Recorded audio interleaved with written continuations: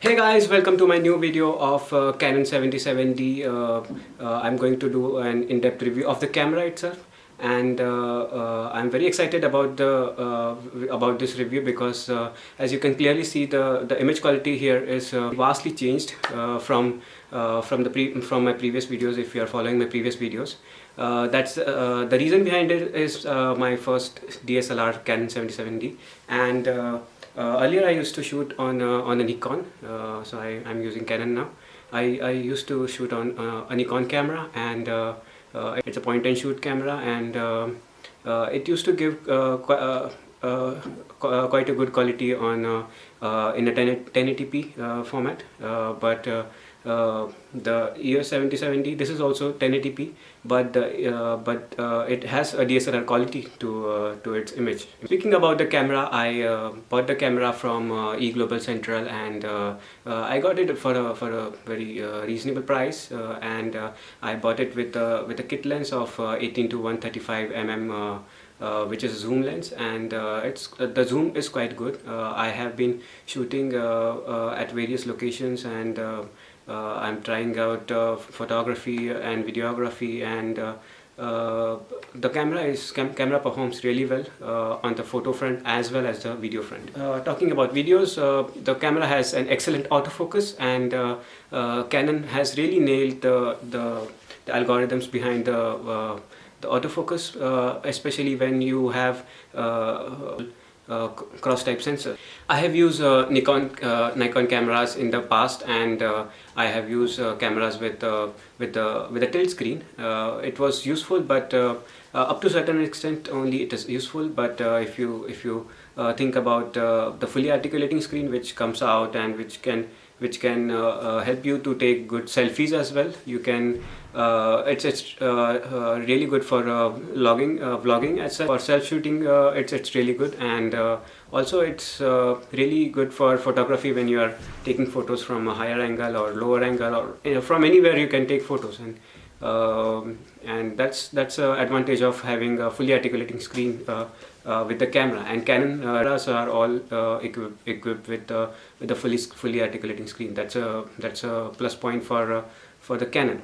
So guys, it's time to really go in depth with the camera, and just see how it looks in real life, and how the camera body looks, how the lens looks, and how all the setup looks. I have put on the camera a strap for holding. It's not too heavy, but still I prefer a strap so that the camera doesn't fall off my hand. Guys, let's get into the detailed review. Yo! So guys, you can see the camera here. It feels really nice in the hands, and the body itself it's quite light. It comes with for me it came with 18-135 mm, and which is quite a good zoom. And the lens, I'll quickly explain about lens. Lens has a really nice switch for the autofocus and manual focus, and also the image stabilization. This lens is an IS lens, so it comes with a stabilization, and there is a notch for the lock, and also there is a notch for automatic zooming. And that's about the lens. And if you look at the camera comes with the top LCD. There is a top LCD screen to the camera. I'll turn it on, and there is the articulating screen. My camera is, you can see there is it's already on the auto mode, but you can change it, and there are different modes to the camera. So currently it is the no flash mode, and then there are different modes. There are creative auto mode, and there is portrait mode, and there is the landscape mode. There is close-up mode, the macro photography. There is sport mode, and there is also a special scene mode. There is creative filters. There are creative filters you can apply for various effects. You have the manual mode, which is very famous amongst the photographers.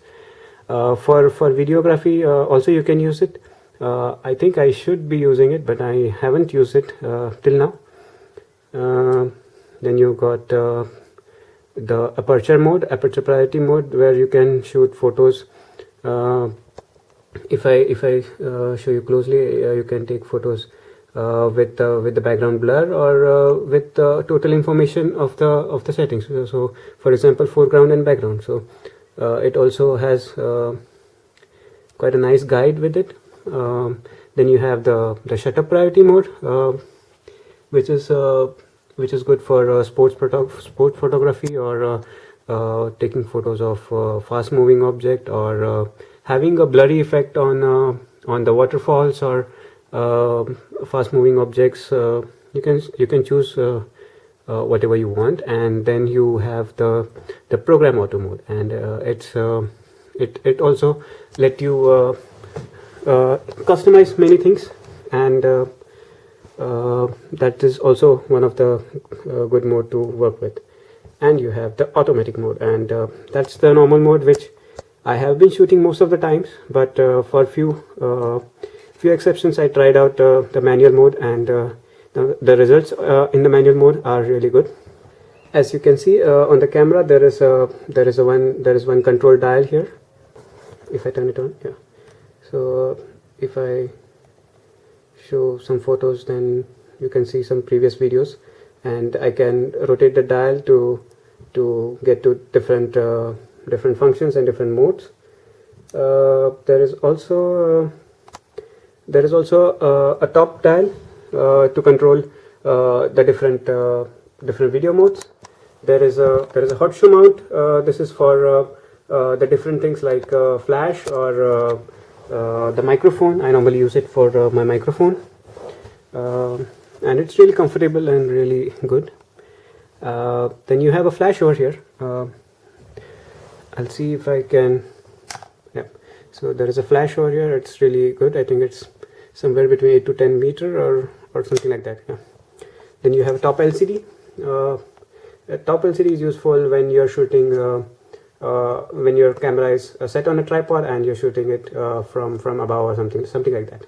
Then you have a button called AF on. So this lets you change the settings of automatic, the continuous AF, or the servo AF, or if you can turn the autofocus off. Then you have a dedicated Wi-Fi button over here. You can see it's really useful when you want to transfer the photos. Currently, almost all the new models, they have got the Wi-Fi with it. Then you have a top button to click photos, and then there are some more buttons. The camera has got only one slot for the SD card. So you can see there is only one SD card available, slot available, and there is a battery also. I'll turn it off and I'll show you the battery of the. So the battery of the camera is 1040 mAh, and it's 7.2 voltage, and it's quite a handy battery. So you can carry extra ones like these around, and then you are good to go. And I have used the camera around normally for a day, and the battery lasts quite a while, more than a day in fact. On the specifications it says that the camera should be taking 600 shots or 600 photos, but normally I experienced that I almost took 500 something photos in RAW plus JPG mode. And also I was doing some small video shootings over here and there. So I went to Bruges with this camera, with the Canon camera, and I had a very good experience with the camera itself. The camera came with a standard set of accessories. There was a charger and charging cable with it. So they gave me the European or Europe compatible charging cable with it. And here is the charger. The battery goes in the charger, so every time you have to take off the battery from the camera, and you have to put the battery in here, and you have to charge it. Then they gave something like a plug, a Chinese plug, I suppose. I'm not sure about it, but it's a Chinese plug, but it will not. You can see it is it's a different kind of plug, and it will not suit to European plugs. And it came with a quite a big instruction manual. You can see the instruction manual is quite big, and it's really very detailed. And first thing I did is I went through the manual before actually going out with the camera, so that I don't mess it up and miss out the chance to take really nice photos. So guys, the camera has got all the things which I ever wanted from a camera. It's a good camera for a photography. It's good for videography. It is good for vlogging, and it's good as a travel camera as well, because it's a lightweight camera. When on a travel, you can put on a small lens, a 50mm nifty 50 lens, and then the camera will be very small in weight, very light in weight. The 18-135mm lens is really good. It's really crisp and sharp, and it lets you take good photos. But you can go with a prime lens, such as 50mm Canon lens, which is also cheap lens, and you can go with it, and it's also supposed to be really sharp, and it gives you good portrait photography, and then you can also go for a 24mm pancake or something like that, which is very handy when you are traveling or something like that. And the camera is really handy in those cases. And the camera has the newest Digic 7 processor. That's a plus point of the camera. It shoots at 24 megapixels. It can shoot in RAW plus JPG mode. That's a very good mode, which I find, because the JPEG files, which are relatively small, and you can share about 5 to 6 MB, and you can share with your friends using the Wi-Fi. And also you have the raw shooting mode, and the raw shooting mode creates really big files as such. And you can what you can do is you can go back home, and then you edit it, and you can do a number of things with the image, because all the information is there in the raw file itself. So it's a pretty decent setup which I have got here. Amazing feature of the camera is its continuous autofocus, and you can see it's really fast autofocus, and as I go back and forth, it's really doing really good job with it. And maybe you can see you cannot hear the sound of the lens. I can give you a demo of it. So I'll keep quiet for a while and let you see the autofocus, how it works, and how it sounds in real life.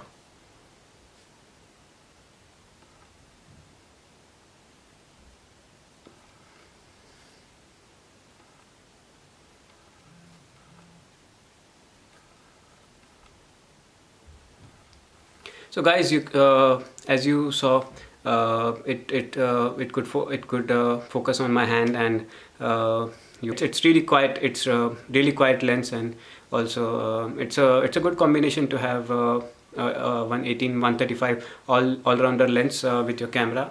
In my opinion, this is a really good camera, good all-rounder camera, good for many uses, photography, videography, and so on. And it's a good travel camera and so on, and I can go and talking about it, and I'm really impressed by this camera, and what Canon has done.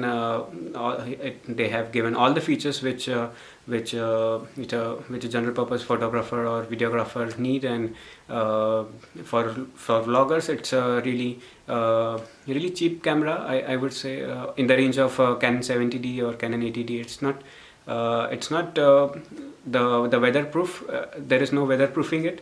I wish there was weatherproofing, but then the camera would be heavy as the Canon 80D. But there was somewhere there was a trade-off between whether you want a portable camera or you want the weatherproofing or something like that. So this camera serves my purpose, and I am really happy that I purchased this camera, and I will put some real life photos from this camera which I took on the various trips which I make, and also I will put down some video footages, and the audio samples also will be there, and you are just now you are seeing the live video from the camera itself.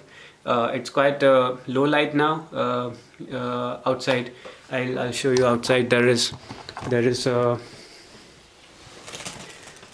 it's almost time of the sunset, and